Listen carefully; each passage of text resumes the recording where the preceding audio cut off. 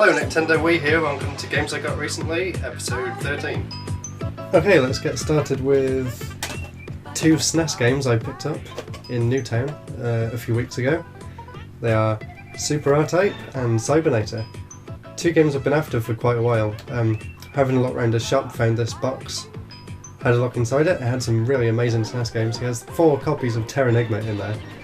Couldn't believe that. Obviously I didn't have that kind of money to spend on a day, but I managed to get these two, which is really cool. Cybernator's a game I've been after for a long time. I was actually going to buy this a long time ago in a game shop called Game Zone, which is now closed down. I took the box to the counter to buy it, and they couldn't find it. So finally, like 10 years later maybe, finally got myself a copy of Cybernator. It seemed pretty fun. Next up is a game that pretty much everyone, I expect, did already buy, but I haven't even played it yet, I've been that busy. That is Majora's Mask 3D. I did get the special edition that comes with Skull Kid, so I'm really happy about that, and I would like to get around to it at some point. And here's Skull Kid for all you guys wondering what he's like. It is very nice. Next up, another 3DS game, which I have had a little bit of time to play. That is Puzzle & Dragons Z, and Puzzle & Dragons Super Mario Edition, which I haven't had a chance to play yet. It's a really, really fun puzzle game. I played the iPhone version for like almost a year straight, so I'm no stranger to the Puzzle & Dragons series. And it is extremely easy. I haven't got that far into it yet, so I do hope it picks up in difficulty, but definitely recommend this if you like puzzle games. Next up, a game I got off a person on Facebook. This is the most recent one I got. This only came through the post earlier today, actually. That is the Mega Drive version of Phantasy Star 2. I'm very, very happy to get this. I'm trying to get through the Phantasy Star collection. And this is one of the best games in the series. And it's also quite surprising to have a Mega Drive game that has a manual that's in English all the way through and is not separated up into like 100 different languages. I'm very excited to play this one. The other games I got from Facebook, from a different guy, they were Chrono Cross for the PS1, which is a game I've also been after for a long, long time. Chrono Trigger is one of my favourite games ever, so to finally get the sequel is fantastic. I've played a little bit of the start and it does seem really nice. That introduction music is just godlike, it's that good.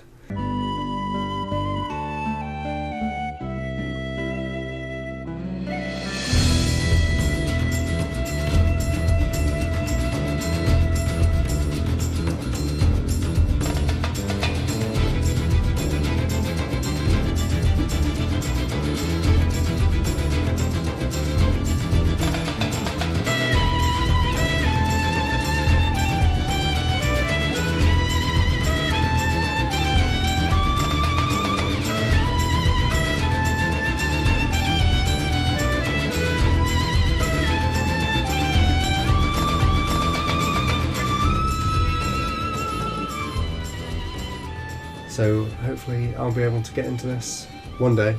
I don't have much time for playing games at the moment, but I would very much like to play this. The main reason that I went on the post in the first place, I didn't even know he had Chrono Cross. That was Wario Land for the Virtual Boy. Never thought I'd get this, let alone in such good condition. It's practically brand new. It's got the seal around it. It has the instructions there, and surprisingly, even though the Virtual Boy isn't in colour, the manual is, so that's a nice little addition. And the game is really fun too. I tried to record a bit, but it's pretty much impossible, so you can kind of get the gist of it, but really when you're actually playing it in person, the 3D is fantastic, especially on the boss fights. Can't recommend that game enough if you have a Virtual Boy. Definitely worth the wait. Next up, 2 games for the Wii U. They are Kirby and the Rainbow Paintbrush. Not Kirby and the Rainbow Curse, or whatever the American name is. We had to wait a bit longer for this compared to America, but glad it finally came out over here. Really enjoying it so far. I'm on World 5 out of 8, I presume. It's a lot of fun. It's very similar to the DS game if you played that. Can be quite challenging, which is nice. And of course, as you might have noticed, Splatoon. I don't really need to say much about this. I'm pretty sure everyone at the moment is obsessed with it. I would be if I played it more. In fact, I'm going to play it right after filming this. So maybe you'll catch me online if you've got a Wii U. Also managed to get all the amiibos. I've got a few more amiibos, I'll have a look at them at the end of the video. Another game that came through the post fairly recently. This is from Rice Digital. STEINS, the limited edition version for the Vita. Very, very happy to have this on the Vita. I stayed up all night playing it last night, so that's probably why I'm so tired today. Apart from that, I've also been doing this finance exam for work. I'm drained from it, but that's why I'm trying to make these videos, to keep myself entertained. This special edition is lovely. It came with an art book, which I will take a flick through in a minute to show you. It is really nice, printed really nicely too. And this little box here, which has a metal hooper. You'll know what that is if you've seen the anime. And 2 pin badges as well, which is very nice. So thank you, Rice Digital, you've got a fantastic collection there. And I've just finished listening to your podcast and I definitely recommend it, it's a lot of fun. Another game for the Vita that I haven't had a chance to play yet, but one that I know is very good because I watched someone else play it a while ago, that is TEARAWay. I can't really say what I think about it at the moment, apart from it looks fun. That's all I can say. A 3DS game, one that if you've got a new 3DS, this was probably on the top of your most wanted list. This is XENOBLADE Chronicles 3D. I don't like it as much as the Wii version. The graphics are a bit murkier compared to the Wii version. It doesn't quite have the same epic feel, but it's still a fantastic RPG and one that I would like to spend a lot more time with. And it's good to have it on the go as well.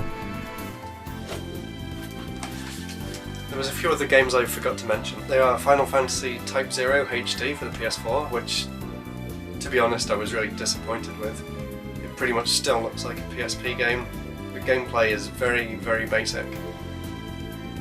Good job it was cheap is all I can say. I would be very disappointed if I paid full price for it. A few games, I can't remember if I showed these off or not, so I'll just show them quickly. TwinBee for the PC Engine, which I did a Retro Game a Week video on a few weeks ago, so you can go and have a look at that if you want to check out what it's like. And Dragon Spirit for the TurboGrafx, which is the PAL TurboGrafx. Very fun shooting game, as you would expect from the Turbo. So thanks for watching, that was just a quick video, a quick update on what I've got recently. I'll see you in episode 14, whenever that is, who knows. And don't forget to check out my new website, www.nintendowiiu.com, where I'll probably be doing more updates and videos because they're a bit easier to write when I don't have so much time to edit and stuff. I will try and keep doing Retro Game a Week. I'm not sure how often I can do them these days, but fingers crossed I can still get some out, but it might be a better idea to give it a different name. That's all from me, thanks for watching, goodbye.